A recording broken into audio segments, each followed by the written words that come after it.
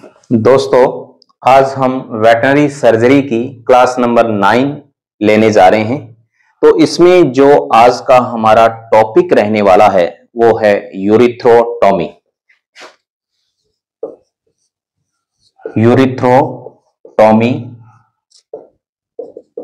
या सिस्टोग्राफी हम कैसे करते हैं। तो इसको जानने से पहले थोड़ा हम समझते हैं। ये इसके अंदर मूत्राशय है, यूरिनरी ब्लैडर है, और उसके बाद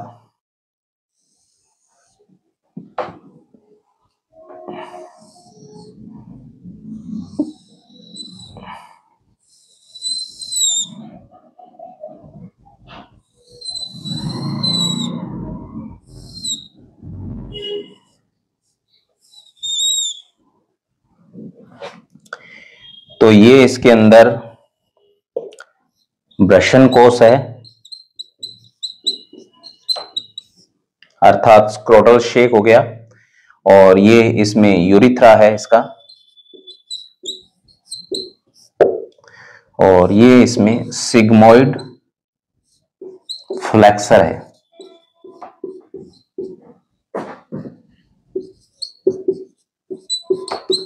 सिग्मोइड फ्लेक्सर।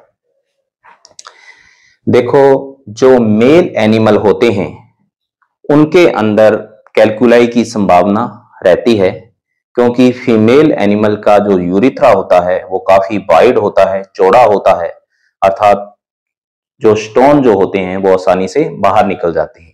लेकिन ये प्रॉब्लम जो होती है वो कैल्कुलाई की होती है, वो सिर्फ मेल एनिमल के अंदर ज्यादा चांस होते हैं इसके।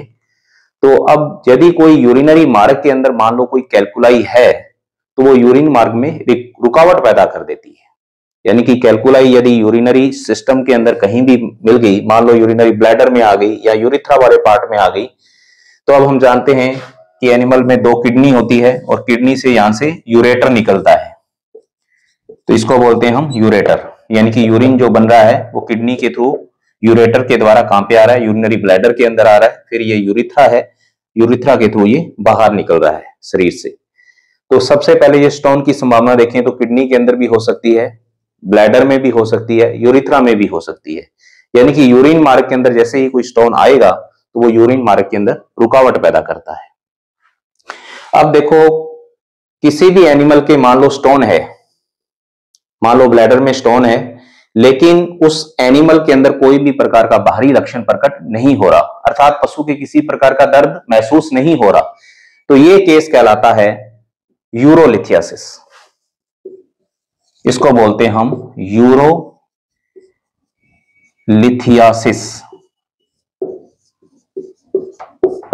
और एक केस होता है ऑब्स्ट्रक्टिव यूरोलिथियासिस।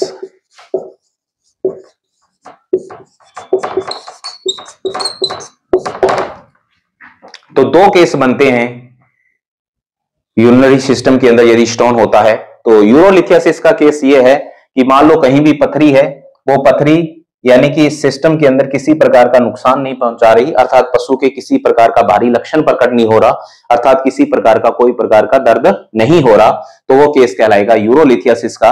और यदि वो स्टोन है और उस एनिमल के बाहरी लक्षण प्रकट हो रहे हैं, अर्थात पशु के दर्द महसूस हो रहा है, भयंकर दर्द हो रहा है, तो वो केस कहलाएगा ऑब्स्ट्रक्टिव यूरोलिथियासिस।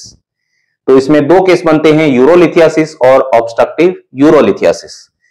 तो अब इसमें हम जानते हैं कि इसकी मेनली साइट कहां पे होती है। जो रूमिनेंट पशु हैं तो उनमें मेनली इसकी साइट कहां होती है। तो साइट की बात करें तो ये होती है सिग्मोइड फ्लेक्सर के अंदर, जो हमने अभी यहां लिखा है। तो रूमिनेंट पशुओं के अंदर क्या होता है, सिग्मोइड फ्लेक्सर होता है, वो क्या होगा, पोस्ट स्क्रोटल होता है, अर्थात इधर होगा तो उसको बोलते हैं प्री स्क्रोटल। यदि ब्रशन कोश के दूसरी साइड में है तो ये condition post scrotal sigmoid flexor होता है। इसलिए हम इसमें यदि स्टोन या कोई भी यूरिनरी सिस्टम में रुकावट आती है तो हम कैथेटर पास नहीं कर पाते, क्योंकि यदि ये सिग्मोइड फ्लेक्सर क्या होता है, एस शेप आकृति में होता है, तो वो आगे जो कैथेटर है वो पास नहीं होता। तो इसलिए सिग्मोइड फ्लेक्सर के अंदर स्टोन की संभावना जो होती है वो सबसे ज्यादा होती है। और यदि इसी प्रकार से कैमल की बात करें, यानी कि ऊंट की बात करें, तो उसमें जो पथरी की साइट होती है वो होती है यूरिथ्रा का आखिरी भाग। जो लास्ट वाला आखिरी भाग होगा यहां से, उसके अंदर स्टोन की संभावना कैमल के अंदर क्या होती है, ज्यादा होती है। तो ये तो हमने इसके अंदर कर ली साइट की बात। और दो केस हमने देख लिए इसमें, यूरोलिथियासिस और ऑब्स्ट्रक्टिव यूरोलिथियासिस। अब हम देखते हैं इसके अंदर लक्षण की बात करते हैं, क्या क्या इसमें लक्षण आएंगे।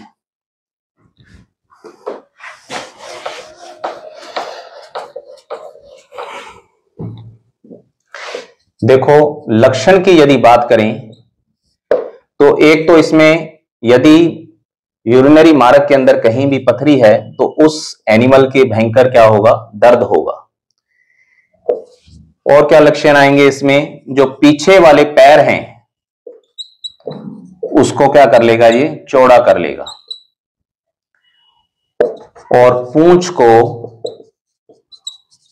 बार बार ऊपर उठाएगा, यानी कि पेशाब के लिए वो जोर लगाएगा तो दर्द होगा ही इसमें।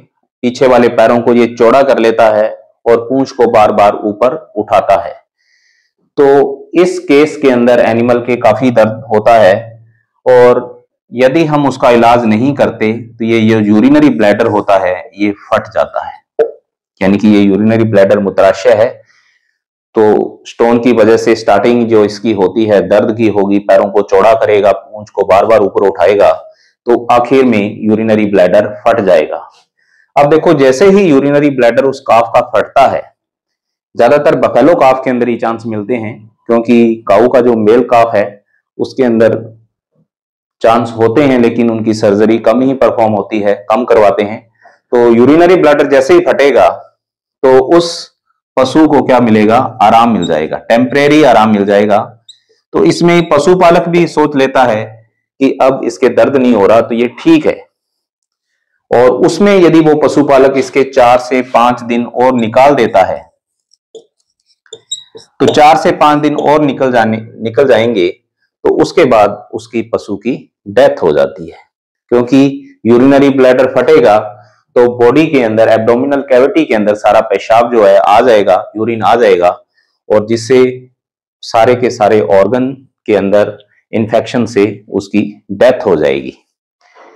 तो अब इसमें हम देखेंगे कि अन्य लक्षण यदि बात करें तो अन्य लक्षण और भी क्या क्या आएंगे। यदि यूरिनरी मार्ग के अंदर कोई पथरी है, अर्थात ऑब्स्ट्रक्टिव यूरोलिथियासिस का केस है, तो अन्य लक्षण की बात करें तो उस पशु का जो मजल है वो क्या होगा, सूख जाएगा।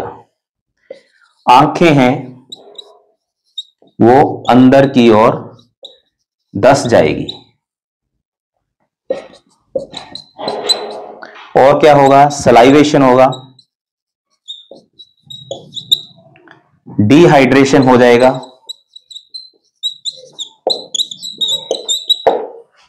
डिहाइड्रेशन हो जाएगा, पानी की कमी हो जाएगी, सलाइवेशन होगा, आंखें अंदर धंस जाएंगी, मजल सूख जाएगा और पशु का जो खाना पीना है वो क्या हो जाएगा, बंद हो जाएगा।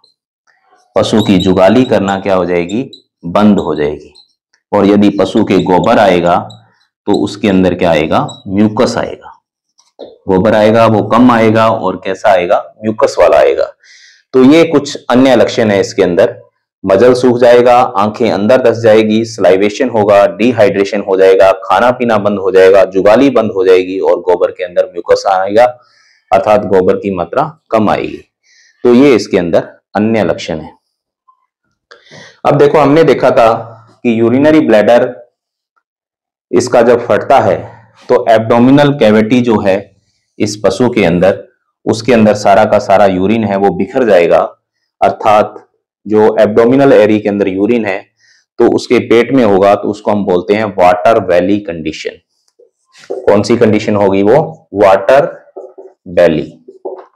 अर्थात जैसे ही हम पेट को बजाएंगे तो उसमें पूरे पानी की आवाज आएगी, तो हम जान जाएंगे कि उसका यूरिनरी ब्लैडर है वो फट चुका है। तो ये कंडीशन होती है वाटर वैली कंडीशन। अब देखो इस केस में क्या करते हैं फिर हम, तो उसमें हम करते हैं पैरासेंटेसिस। इस केस में क्या करते हैं, पैरासेंटेसिस। तो इसमें हम एब्डोमिनल कैविटी के अंदर एक निडल से जितना भी यूरिन यहाँ इकट्ठा हुआ है उस सारे पेशाब को हम बाहर निकाल देते हैं, तो ये कहलाता है पैरासेंटेसिस। तो ये तो था यूरिनरी ब्लैडर फट गया था। और अब इसमें एक केस और बनता है। एक केस वो कौन सा बनता है इसके अंदर भी, ये जो यूरिथ्रा वाला भाग है, कई बार इसके अंदर स्टोन आ जाता है, वो स्टोन फंस गया, ऊपर से प्रेशर है इसके अंदर, तो कई बार ये यूरिथ्रा वाला जो भाग होता है, ये यूरिथ्रा ही क्या हो जाता है, फट जाता है। ये यूरिथ्रा ही फट जाएगा। अब यूरिथ्रा फटेगा तो वो यूरिन जो होता है वो नीचे का जो सबक्यूटेनियस टिश्यू होता है वहां पे इकट्ठा हो जाएगा, और अर्थात वहां बहुत बड़ी क्या आ जाएगी, स्वेलिंग आ जाएगी। सबक्यूटेनियस स्पेस में इकट्ठा हो जाता है, सेल्यूलाइटिस की कंडीशन हो जाती है, और सबक्यूटेनियस स्पेस में सारा यूरिन वहां भर जाएगा। तो अब इसका हम इलाज कैसे करते हैं, तो यदि इस प्रकार का केस है, जो बड़े बुल हैं उनके अंदर ये काफी केस मिलता है ये देखने को, तो उनमें भी हम क्या करते हैं कि जो यूरिथ्रा वाला भाग होता है इसके पैरेलल के अंदर स्टेव इंसिजन लगा देते हैं। स्टेव इंसिजन, तो ये इंसिजन कौन से इंसिजन होते हैं, स्टेव चीरा या स्टेव इंसिजन। जैसे ही स्टेव इंसिजन हम देंगे तो जितना भी सबक्यूटेनियस भाग के अंदर यूरिन इकट्ठा हुआ है तो वो सारा का सारा बाहर निकल जाएगा। और फिर हम इसमें यदि हम एंटीबायोटिक्स है, अनाल्जेसिक है और कुछ डाईयूरेटिक्स ड्रग हैं वो देते हैं इसके अंदर, तो ये सारी की सारी स्वेलिंग जो होती है रिड्यूस हो जाती है, और यूरिथ्रा जो वाला भाग है वो रिपेयर हो जाता है, और उसके बाद वो बुल जो होता है वो नॉर्मल यूरिन करने लग जाता है।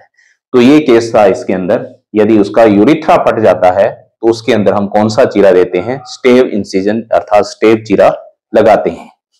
देखो अब हम इसमें देखते हैं कि यूरिथ्रोटोमी की साइट क्या होती है। यूरिथ्रोटोमी जब करेंगे तो कौन से साइट से हम इस ऑपरेशन को कर सकते हैं, तो साइट की बात करें तो इसकी 3 साइट होती है। एक तो होती है पोस्ट स्क्रोटल,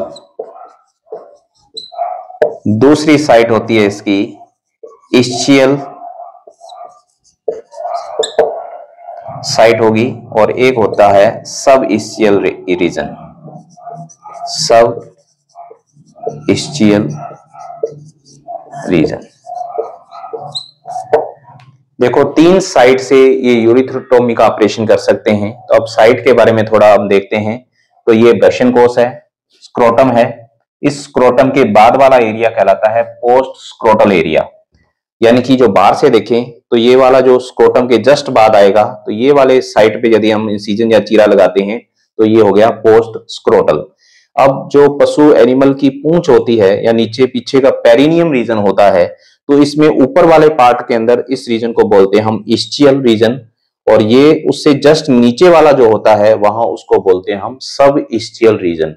यानी कि यूरिथ्रोटोमी के अंदर हम 3 जगह पे चीरा लगा सकते हैं, एक तो पोस्ट स्क्रोटल, और एक ये हो गया इस्चियल रीजन, और उससे जस्ट नीचे सब इस्चियल रीजन। तो यहां से चीरा लगाकर हम क्या करते हैं, देखो जैसे मान लो हमने पोस्ट स्क्रोटल चीरा लगाया यूरिथ्रोटोमी के अंदर, तो यहां से चीरा लगाने पर हम अप्रोच कहां पे करते हैं, इस यूरिथ्रा वाली जो पाइप है इस पे अप्रोच करते हैं।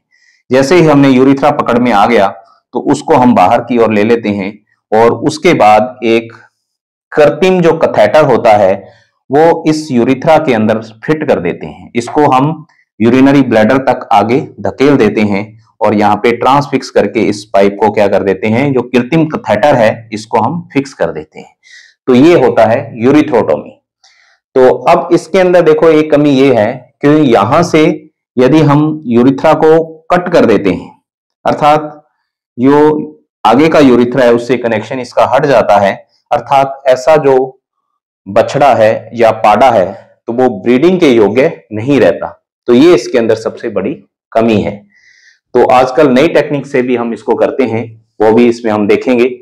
तो ये तो यूरिथ्रोटोमी होती है, इसकी 3 साइट होती है, पोस्ट स्क्रोटल, इस्चियल रीजन और सब इस्चियल रीजन में ये चीरा लगाकर यूरिथ्रा पे अप्रोच करते हैं, उसके बाद इसमें कृत्रिम कैथेटर को हम यूरिनरी ब्लैडर तक छोड़ देते हैं। जो भी यूरिन इसमें बनता रहेगा उस कैथेटर से ड्रॉप ड्रॉप करके इसमें आता रहेगा। तो ये केस होता है यूरिथ्रोटॉमी का। उसके बाद देखो नेक्स्ट होता है इसमें सिस्टोरफी। अब सिस्टोरफी हम कब करते हैं? तो ज्यादातर केस में सिस्टोरफी करते हैं जब यूरिनरी ब्लैडर फट गया है। यूरिनरी ब्लैडर फट गया है, उसको रिपेयर करना क्या कहलाता है? सिस्टोरफी कहलाता है। अब सिस्टोरफी की यदि साइट देखें तो साइट कहां से कर सकते हैं? इसकी एक साइड तो होती है लेफ्ट फ्लैंक रीजन से हम इसको कर सकते हैं, और एक साइड जो होती है उस एनिमल या उस बछड़े को या काफ को हम डोर्सल रिकमेंसी में लेके मिड वेंट्रल इंसिजन भी दे सकते हैं, यानी कि मिड वेंट्रल चीरे के साथ भी हम इस सिस्टोरफी को कर सकते हैं। ये कब करेंगे? जब यूरिनरी ब्लैडर फट गया है तो लेफ्ट फ्लैंक रीजन में चीरा लगाकर हम किस पे अप्रोच करते हैं? यूरिनरी ब्लैडर पर। तो इसमें हम देखेंगे इसको, यहां से ये फटा हुआ है, इसको हम रिपेयर करेंगे। रिपेयर करने के लिए मान लो यूरिनरी ब्लैडर यहां से फट गया है, अब इसको बंद करना है, तो बंद करने के लिए हम इसमें ये ध्यान रखना है कौन सा सूचर पैटर्न यूज किया जाता है? लैम्बर्ट और कुशन पैटर्न। लैम्बर्ट या कुशन पैटर्न से इस यूरिनरी ब्लैडर को हम क्या कर देते हैं? रिपेयर करते हैं।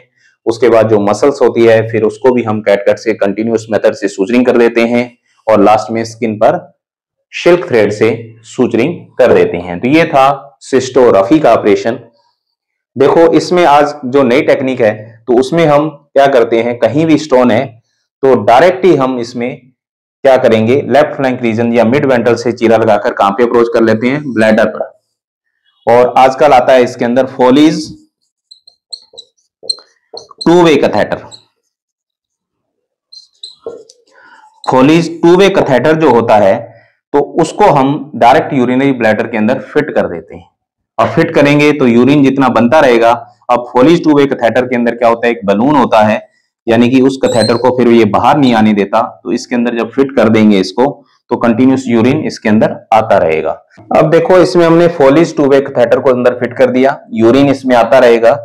तो अब क्या करते हैं कि इसमें हम एक अमोनियम क्लोराइड यानी कि नोसादर, यानी कि इसकी 2 से 3 टेबलेट हम प्लस में हम 50 ग्राम क्या ले लेते हैं? नमक, जिसको बोलते हैं हम NaCl। इनको 1 लीटर पानी के अंदर हम क्या कर लेते हैं? डिसॉल्व कर लिया, घोल लिया, और वो 1 लीटर पानी उस काफ को हम लगातार पिलाते रहते हैं, जिसके कारण यूरिनरी मार्ग के अंदर कहीं भी स्टोन है वो घुल जाता है। और घुलने के बाद नॉर्मल कुछ दिनों बाद देखेंगे कि नॉर्मल यूरिथ्रा से भी यूरिन आ रहा है और कैथेटर से भी यूरिन आ रहा है। फिर उस कंडीशन के अंदर हम कुछ घंटों के लिए या 1 दिन के लिए अब जो फोलीज टू वे कैथेटर है इसको हम बंद कर देते हैं, और जैसे ही बंद करेंगे तो प्रेशर से इसमें यूरिन आने लग जाएगा। और उसके बाद इस फोलीज टू वे कैथेटर को हम उसके बैलून को श्रिंक करके इसको निकाल देते हैं। तो इस तरीके से हम ये केस को सॉल्व करते हैं। और इस केस के अंदर देखो ये बुल जो होता है वो आगे ब्रीडिंग योग्य भी बना रहता है, और ये इसमें इसका एडवांटेज है। तो इस प्रकार से हम सिस्टोरफी यूरिथ्रोटोमी इसके अंदर करते हैं। दोस्तों आज हमने इस क्लास के अंदर यूरिथ्रोटोमी है, सिस्टोरफी है, या यूरिनरी ट्रैक्ट के अंदर जितने भी कॉम्प्लिकेशन आते हैं उनके बारे में थोड़ा सा डिस्कशन किया है LSA सिलेबस के अकॉर्डिंग। और ये यदि आपको अच्छा लगा तो प्लीज मेरे वीडियोस को लाइक करना, शेयर करना और ज्यादा से ज्यादा सब्सक्राइब करना, मेरे चैनल को सब्सक्राइब करना। धन्यवाद।